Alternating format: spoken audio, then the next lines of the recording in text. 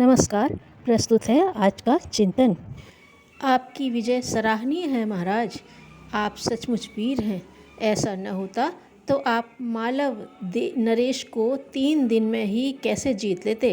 राजपुरोहित पार्णिक महाराज सिंधुराज की ओर किंचित मुस्कुराते हुए बोले।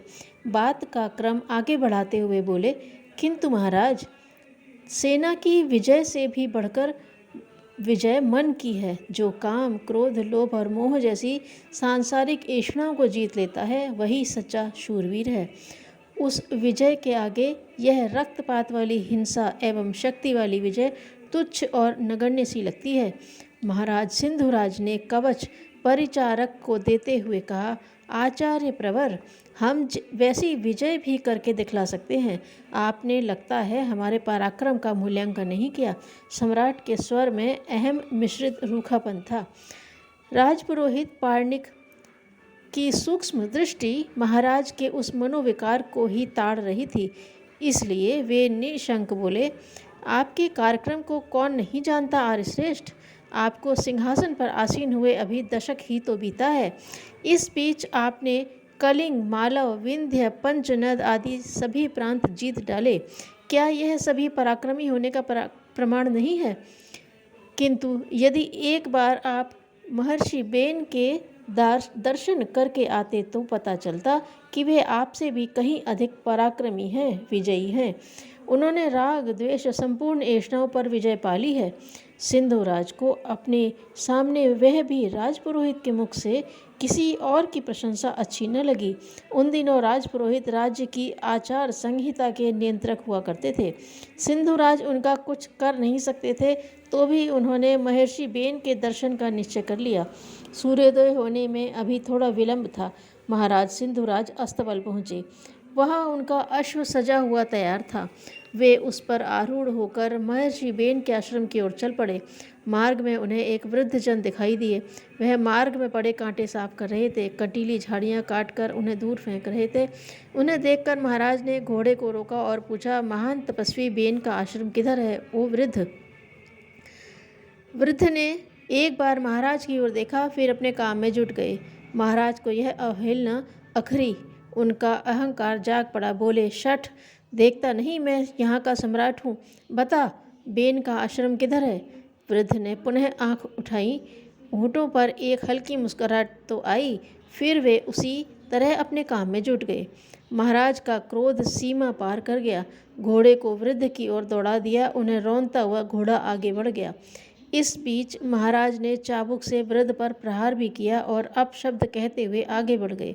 वे अभी थोड़ा ही आगे गए थे कि महर्षि की प्रतीक्षा करते हुए उनके शिष्य दिखाई दिए।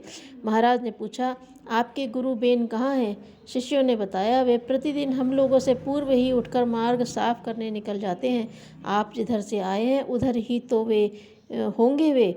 और तब महाराज का क्रोध पश्चाताप में बदल गया। वे उन्हीं पैरों लौटे। महर्षि उठकर खड़े हो गए थे। कटी हुई झाड़ियाँ ठिकाने लगा रहे थे। घोड़े से उतरकर महाराज उनके चरणों में गिरकर क्षमा मांगने लगे। बोले, भगवान, पहले ही बता देते कि आप ही महर्षि हैं तो वह अपराध क्यों होता? बेन मुस्कुराए। बोले, बेटा, तूने मेरी प्रशंसा की, उससे मन में अहंकार उठा। उसे मारने के लिए यह आवश्यक ही था। तेरा उपकार जीवन भर नहीं भूलूंगा। महाराज सिंधु पानी पानी हो गए। उन्होंने अनुभव किया, सच्ची वीरता दूसरों को नहीं, अपने को जीतने में है। लंदन के उस क्षेत्र में जहाँ की गरीब वर्ग के लोग निवास करते थे, उनमें एक लोहार का घर भी था। वह लोहार दिन भर धोकनी के सामने बैठा रहता, फिर भी इतना नहीं कमा पाता था कि उससे बच्चों का भरण पोषण हो सके। इन परिस्थितियों ने माता पिता को भी कठोर बना दिया था। जब सर्दी पड़ती तो बच्चे बिना कपड़ों के ठंड में ठिठुरते रहते। भरी बारिश में उन्हें बाहर जाना पड़ता था। कभी कपड़े भीग जाते थे तो उनके पास बदलने के लिए भी कपड़े पास में नहीं होते थे। बच्चे जानते थे कि माता पिता कुछ नहीं कर सकते, सो वे चुपचाप रह जाते थे। उनके 4 बच्चे थे। सबसे बड़े का नाम माइकेल। माइकेल को अपने छोटे भाई बहनों से बहुत प्रेम था और वह स्कूल में पढ़ते हुए अपने माता पिता के कार्यों में भी सहयोग दिया करता था। जब माइकेल दूसरे दर्जे में पढ़ता था तभी परिवार पर वज्रपात हुआ। माइकेल के पिता का निधन हो गया और परिवार का सारा उत्तरदायित्व उसी के कंधों पर आ गया। माइकल के ने स्कूल छोड़ दिया और काम की तलाश करने लगा। माइकल बहुत छोटा था, इसलिए उसे कोई काम भी नहीं देता था। फिर भी उसने हिम्मत नहीं हारी और काम की तलाश में दिन भर घूमता रहा। काफ़ी भटकने के बाद उसे समाचार पत्रों के एक एजेंट ने काम दिया। उन दिनों इंग्लैंड में भी बहुत कम लोग खरीदकर अखबार पढ़ते थे। एक ही अखबार को बहुत से लोग खरीद कर पढ़ लिया करते थे। अखबार वाले ने माइकल को यह काम सौंपा कि वह लोगों के पास अखबार ले जाए, उन्हें पढ़ने के लिए दे। जब तक वह अखबार पढ़ता रहे तब तक माइकल वहीं खड़ा रहे। इस प्रकार दिन भर में वह जितने भी लोगों को अखबार पढ़ाएगा, उसे प्रतिदिन पाठक एक सिक्का के हिसाब से मजदूरी मिल जाया करेगी। माइकल ने यह काम स्वीकार कर लिया। दिन भर 10-12 लोग अखबार पढ़ते थे और इतने ही सिक्का माइकल को मजदूरी में मिल जाया करते थे। यद्यपि इतनी आमदनी पर अपर्याप्त ही थी, फिर भी दूसरा कोई काम न मिलने तक वह इस काम को भी बड़े परिश्रम और धैर्य के साथ करता रहा। माइकल को कुछ समय बाद पुस्तकों की दुकान में नौकरी लग गई। पुस्तकों की दुकान में काम करते हुए ही माइकल ने खाली समय में पुस्तकें पढ़ना शुरू कर दिया। उन्होंने इसी प्रकार अपनी ज्ञान पिपासा को तृप्त करने का रास्ता खोज निकाला। पुस्तकों में उन्हें विज्ञान से संबंधित पुस्तकें बहुत अच्छी लगती थीं। धीरे धीरे इस किशोर युवक ने विज्ञान के क्षेत्र में सफलता प्राप्त करना ही अपने जीवन का ध्येय बना लिया और वह जब भी कोई गोष्ठी होती तो वहां पहुंच जाता और कोने में खड़ा रहकर वैज्ञानिकों की चर्चाएं सुनता रहता। एक बार माइकल ने रॉयल सोसाइटी के अध्यक्ष से जाकर कहा कि उसे सोसाइटी में कोई छोटा मोटा काम दिला दे।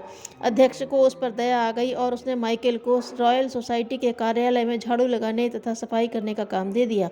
कार्यालय में झाड़ू लगाने और वैज्ञानिक उपकरणों की सफाई करते करते ही माइकल ने इतना ज्ञान एकत्रित किया कि एक दिन वह संसार का महानतम आविष्कारक बन गया।